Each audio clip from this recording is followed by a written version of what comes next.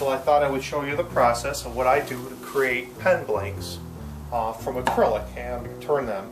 I get this at Michael's. It's a clear polyester casting resin. It's what I make my pen blanks with. This container retails for about $35. Michael's, I use them because they have about a 40% off coupon every month. Well, it's a weekly ad. You'll see it every week and get 40% off, so that's why I get it there. And of course it requires a little catalyst. This is what hardens it. And well, let me give you the detail. Well, this is my setup that I use. I have my casting resin nearby.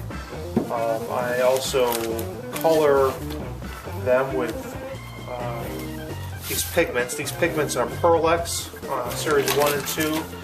There's several different colors, and some have glitter, some don't, some have a 3D effect to them, but I get these assortment of different powdered pigment that I use to color it. Here's my setup. I created this rack that I put my molds in. Now my molds are pretty simple. They're just a straight PVC pipe that I've cut off to about the length. You know, I need about 6 inches or so. A little bit larger than that. And then what I do is I get, I think it's a number 2 cork, and I take an old glove, and they're the gloves that you buy, rubber gloves, and I stick it in the end like that. And then I put it in that rack that I made.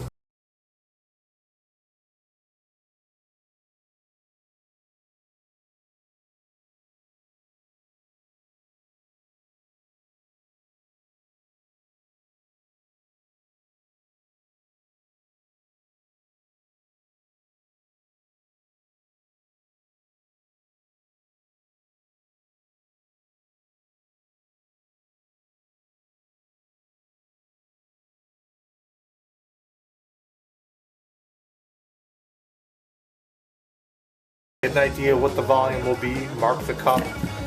Just from doing it, I'm kind of used to the level of the Dixie cup. These are 2-ounce Dixie cups that you get, and again, you get to about that height, you're about right.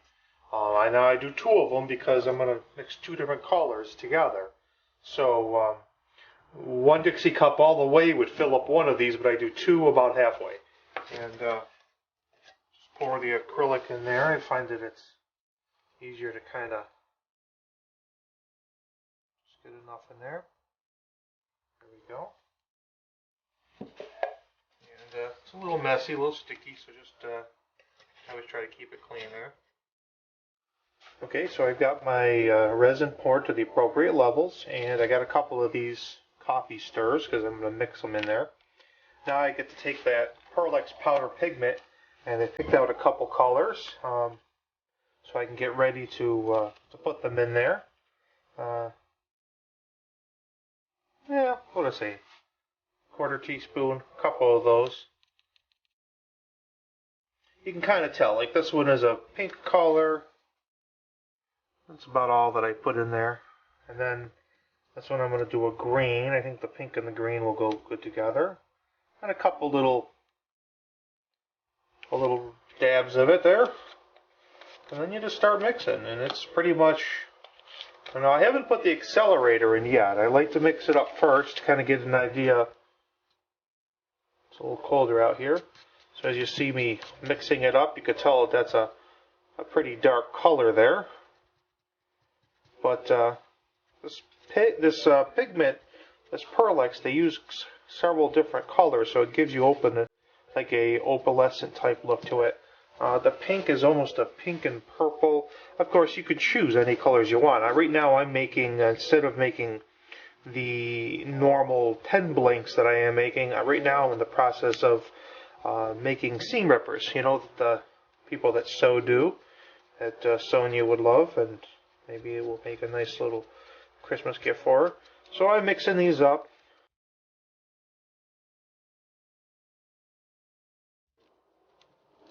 Now it's time to add the catalyst. Now, Catalyst, it seems as though when you put in 5 or 6 drops, it doesn't set up quite enough. When I do about 15 drops, it's almost brittle. When you try to turn it, it might throw out shards and break like glass. So I found it seems about 10 drops. 1, 2, 3, 4, 5, 6, 7, 8, 9, 10, and 1 to boot.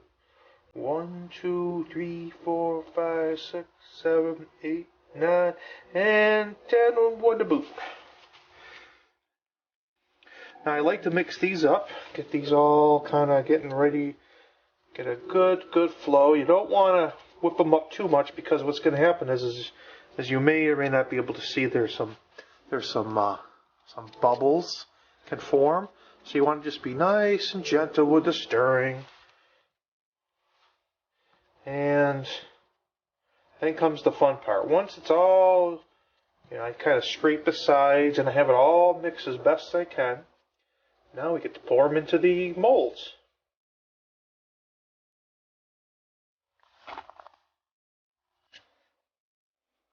Now again, these are a PVC pipe, as you can imagine, and got them corked and ready to go. And I think these things are thoroughly mixed as best they can. So I set that down and shut that down. I want to do multiple colors. Now, of course, if you wanted to just do one green and one purple or blue, whatever color you want to do, you can certainly do single colors. I like to do the double color, and I'll show you why here. So I mix them and I kind of turn them at the same time, and I kind of pour a little of both in there. Alright, that's up to the top. That's probably more than I would normally fill it. So we're going to do this one a little less. I don't like to fill it right to the tippy top, though it doesn't really make that whole big difference, actually, because they don't really expand very much. That's about where I'd like to do it. What I'm probably going to do is, this one is a little more than I'd like to be in there, is I'm going to stick this in. Just pull out a little bit. There we go. And it's also stirring up the colors a little bit too, and that's, so as you can see here, get a little bit better look. They're topped off, and they're going to sit there. Now, if it was a summer day and 80 or 90 degrees, by the end of the day they'd be ready to go. But if not, I'm going to let these things dry for about 24 hours. Alright, so it's been 24 hours. We're going to go over to the ones that have all dried up here. And you'd imagine you take the cork out, which you do that, obviously. And I'll take the cork out here. And because this is PVC and this is plastic, it really doesn't stick. You don't need any no-stick spray. So what I generally do is take a dowel. You can see that. I just basically break that. Ah, there it goes. They come right out pretty easily. There's my rod that I've got that first one done. These are examples of what I would do. And as you can hear, they're... Now, when you first pull them out, now these have been pulled out. I've had these for about, they've been sitting here for about 2 weeks. I haven't used them. So they're pretty, you can hear the brittleness or hardness to those, pretty strong. When they first come out, they will have a little bit of the odor of the resin, and it'll also be a little soft. If you leave them, like if you took your fingernail, you might be able to scrape it. So I always leave them and let them kind of air out for a day or two. If you're in a rush to use them, it may or may not work well for you. If you have to, if they are a little softer, maybe you didn't use enough resin in there, or not resin, but catalyst. I have put them in the toaster oven or an oven and let them dry out for, just 10 minutes or so, and at a low temperature, and that helps them to dry right out. But they're ready to go. These will be ready probably in 24 hours. It's kind of cold out here. It might take a little bit longer than that, but it'll be enough to at least break them, free from the mold, bring them inside, and let them dry out. But now I'll show you what I do with them once I get them into the house. Alright, and then I take these bad boys over to the disc sander, and it's really not needed. I mean, the end of it has just kind of got a little bit of a lip to it. So,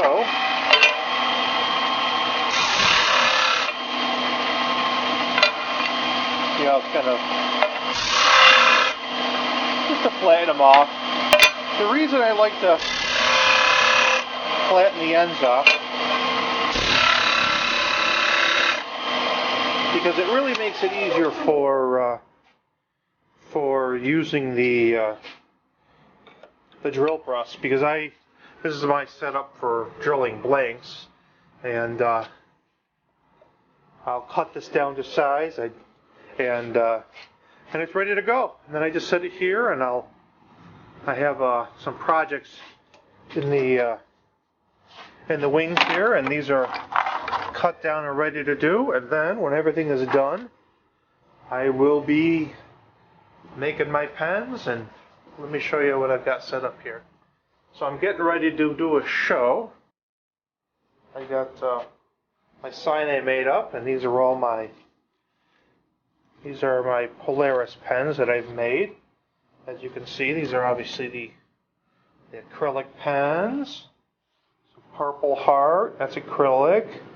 That's a Paduke yellow heart. Okay, that's an acrylic blank.